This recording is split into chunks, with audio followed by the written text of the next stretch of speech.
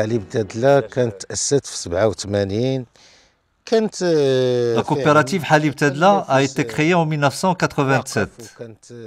L'Office l'a appuyée, les coopératives laitières l'ont créée pour la transformation du lait. Effectivement, l'usine a été mise en place grâce à la contribution d'à peu près 34 coopératives et elles ont constitué le conseil d'administration. المشاريع اللي كانت تدير هي الحليب كانت تجي تاخذه من التعاونيات. Ce qu'elle faisait, c'est qu'elle récupérait le lait des coopératives et elle le transforme en yaourt, fromage et beurre. Après un moment, elle commença à abandonner le lait des coopératives, sous prétexte qu'il y avait un excès de lait. On nous disait qu'on versait le lait dans les égouts. Et puis après, l'usine arrêta définitivement.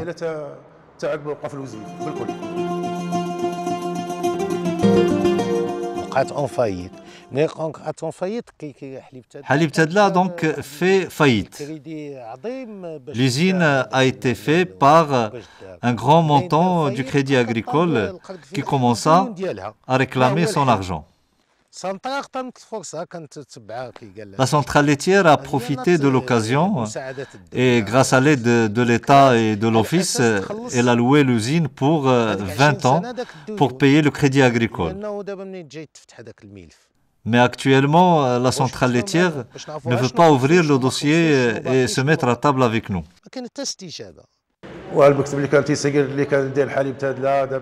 Le conseil d'administration qui gérait les coopératives Halib Tedla n'est plus.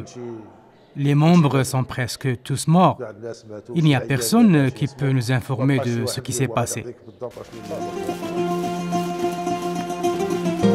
Sur le plan légal, la coopérative Halib Tedla n'existe plus, car on n'a jamais renouvelé l'autorisation. Alors, ils ont créé dernièrement une union des coopératives laitières pour remplacer Halib Tedla. Nous avons constitué l'union, le bureau a été élu pour récupérer l'usine. Mais puisque ce dernier a été vendu avec un titre foncier, nous ne pouvons rien faire. Le matériel d'il y a 20 ans n'a aucune valeur actuellement. C'est vrai que les coopératives sont réticentes vis-à-vis de l'Union, mais ceci à cause de la mauvaise expérience de l'association des éleveurs de Tedla, qui n'a rien fait pour eux, alors qu'elle a des fonds très importants. L'association exploite 200 hectares que l'État a mis à sa disposition. Elle encaisse 3 centimes par litre de lait. Alors nous produisons ici à peu près 2 millions de litres. Tout ce qu'elle fait, c'est l'insémination artificielle et c'est tout.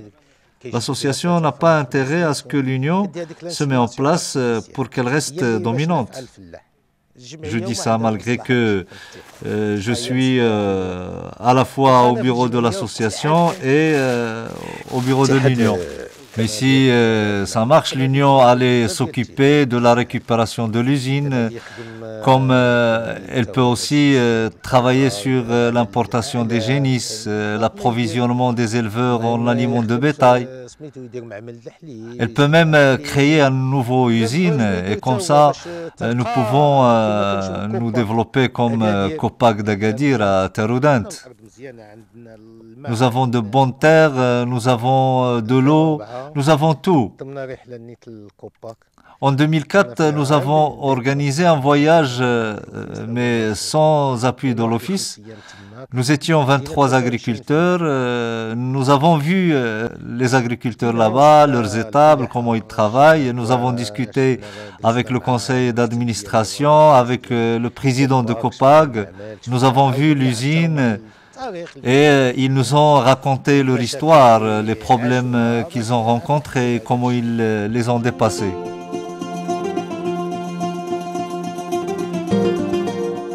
Aujourd'hui, il y a un rapport de force sur le terrain entre les transformateurs et les agriculteurs qui est en défaveur totale des agriculteurs. Ajoutez à cela l'affaiblissement par l'exode rural, par le niveau de formation, par la difficulté de se grouper, et c'est là où ça bloque. Autrement, tous les ingrédients sont là pour faire des choses extraordinaires. Quand on voit Tadla, quand on voit le Douala, quand on voit le Gharb, le Nord, toutes les régions, il y a un potentiel extraordinaire.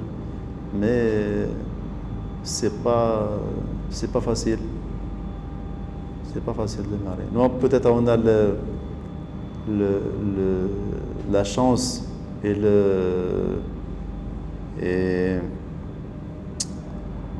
le malheur en même temps d'être marginalisé. C'est une région lointaine, oubliée un peu. Donc personne ne s'intéresse à des gens comme ça. Donc on a pu évoluer tranquillement et on a pu faire quelque chose.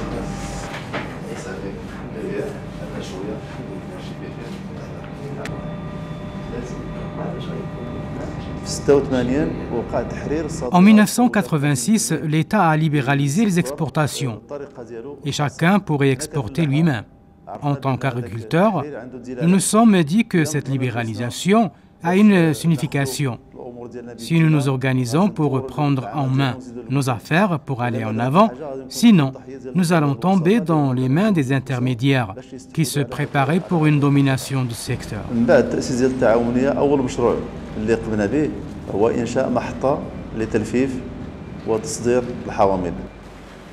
Le premier projet que nous avons réalisé après la constitution de la coopérative, c'est l'usine de conditionnement et d'exportation des agrumes.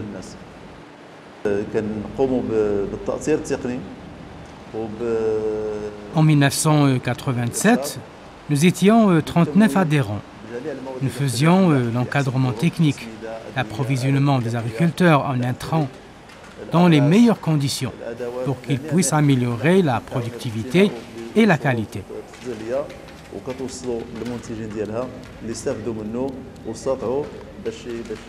Ce qui a abouti au développement de la filière des agrumes, puisque nous sommes passés de 8 000 tonnes la première année à 80 000 tonnes actuellement. La production s'est donc multipliée par 10 en 20 ans.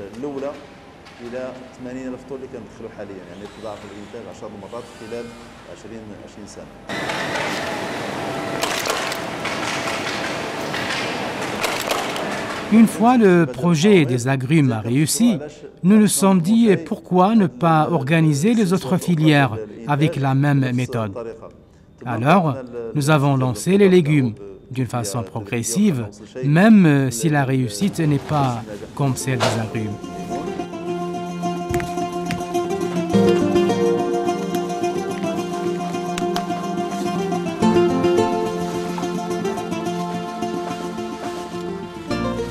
Au démarrage, c'est-à-dire de notre exploitation, tous nos produits étaient destinés vers le marché local. Mais petit à petit, on s'est rendu compte qu'en travaillant à l'exportation, ça nous permettait de valoriser un petit peu plus notre production. Et donc, au départ, on a intégré une grande coopérative qui est la COPAG.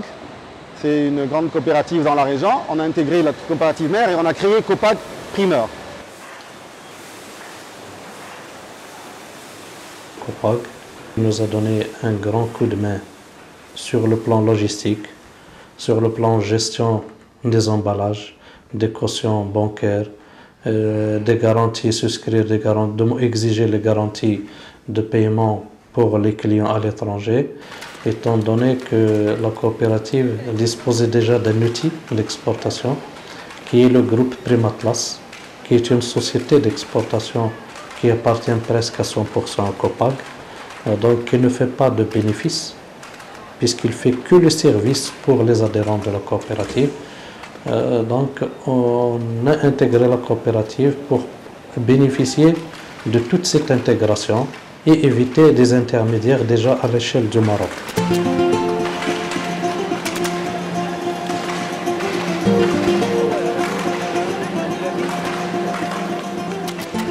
الانتاج الحيواني في الحقيقه الاعضاء اللي كانوا معنا كانوا كيتعاملوا مع واحد المعمل اللي كان في المنطقه اللي هو. Pour la production animale, Les éleveurs de la coopérative livraient leur lait à Halib Sousse. Mais vu les problèmes que vivait dans le temps l'usine et la mauvaise relation qu'il entretenait avec les producteurs, ce n'est pas la peine d'entrer dans les détails. Alors, la coopérative décida de transformer elle-même le lait de ses adhérents.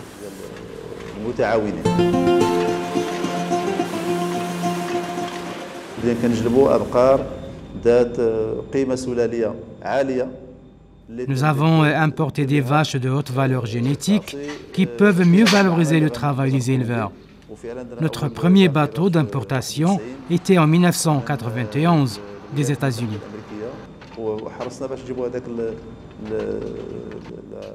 Nous avons importé Holstein Enregistrern, la meilleure catégorie qui existe aux États-Unis.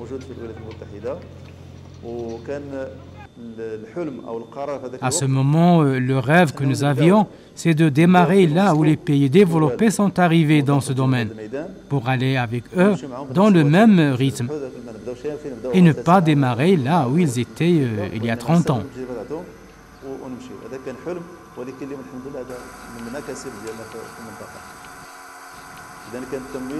Aujourd'hui, nous avons pu avoir cet acquis dans notre région.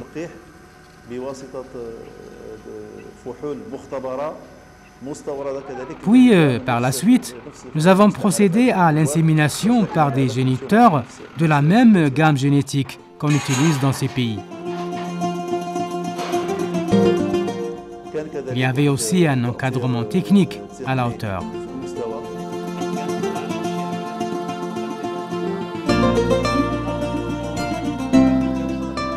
العمل بالاساس اللي تيكون يعني في الزيارات اللي تتكون تتقام بواحد يعني بواحد الصفه اللي هي دوريه يعني تقريبا. Nous effectuons des visites périodiques aux élevages pour faire le suivi des unités de production. Nous donnons des conseils en alimentation pour qu'elle soit équilibrée et pour assurer une bonne production et une meilleure qualité du lait. Nous contrôlons aussi les aspects de la santé et de la reproduction et nous cherchons les solutions aux problèmes qui existent pour les dépasser.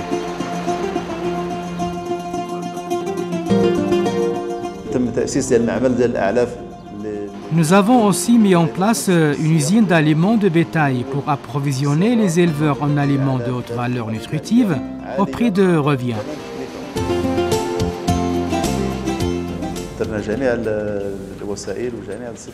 Nous avons mobilisé les moyens et les investissements nécessaires pour faire des produits laitiers de haute qualité et diversifiés.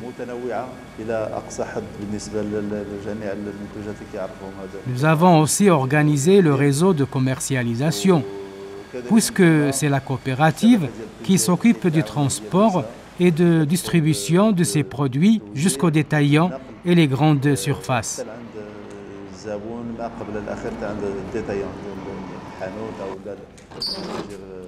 Nous pouvons dire qu'aujourd'hui, nous avons 2/3 à 3/4 du marché national.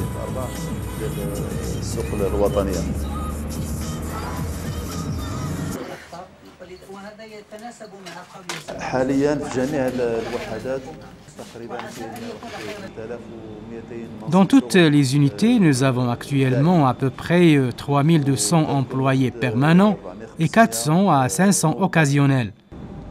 وبالنسبة للناس اللي منخرطين حاليا في التعاونية كاين عندنا تقريبا 170 عضو. Nous avons 170 adhérents, dont 69 coopératives, qui regroupent environ 13 000 petits éleveurs dans 4 provinces. كتجمع واحد ما يقرب من 13000 كساب موزعين على 4 الأقاليم. وحده من الخدمات كذلك اللي قامت بها التعاون لفائدة هذا الإنتاج الحيواني. Pour la production animale, la coopérative a créé une unité pilote d'élevage des veaux et velles unique à l'échelle nationale. على الصعيد الوطني.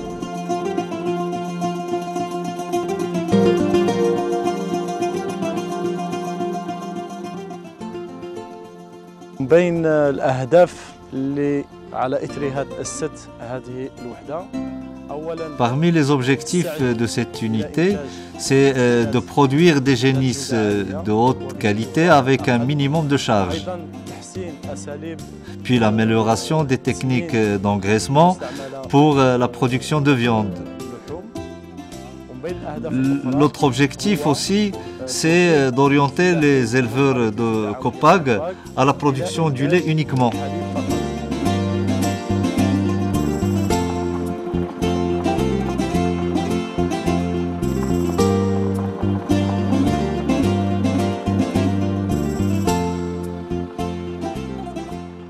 خدامين نجعلوا كل تعاونيه هي عباره عن مركب اقتصادي. Nous sommes en train aussi de mettre de chaque coopérative un centre économique.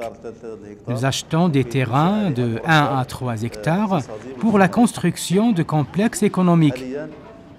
Actuellement, nous avons réalisé 8 projets dans 8 coopératives. Et 6 autres vont être lancés très prochainement et seront prêts d'ici une année ou une année et demie.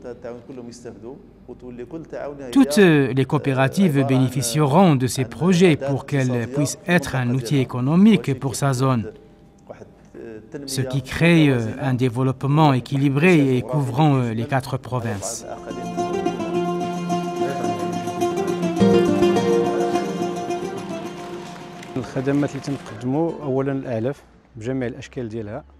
Les services que nous offrons, c'est l'approvisionnement en aliments de bétail que produit la Copag elle-même. Nous faisons aussi l'ensilage aux agriculteurs 2 fois par an.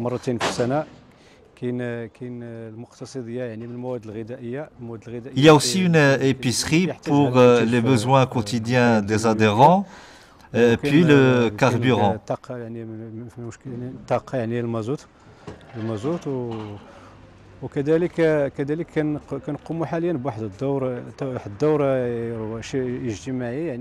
Sur le plan social, nous formons les fils d'agriculteurs en technique agricole pour moderniser les exploitations agricoles.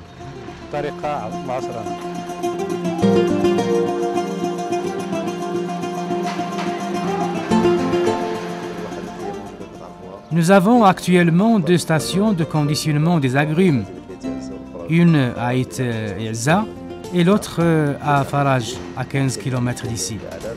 Une usine d'aliments de bétail pour approvisionner les éleveurs en aliments de haute valeur nutritive, l'usine du lait et l'usine des jus d'orange, où nous transformons les productions qui ne sont pas exportées pour gagner un plus-value.